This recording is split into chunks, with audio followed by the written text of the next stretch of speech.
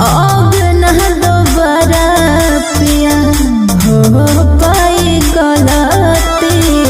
जनती तो तारा से शादी नहीं करती।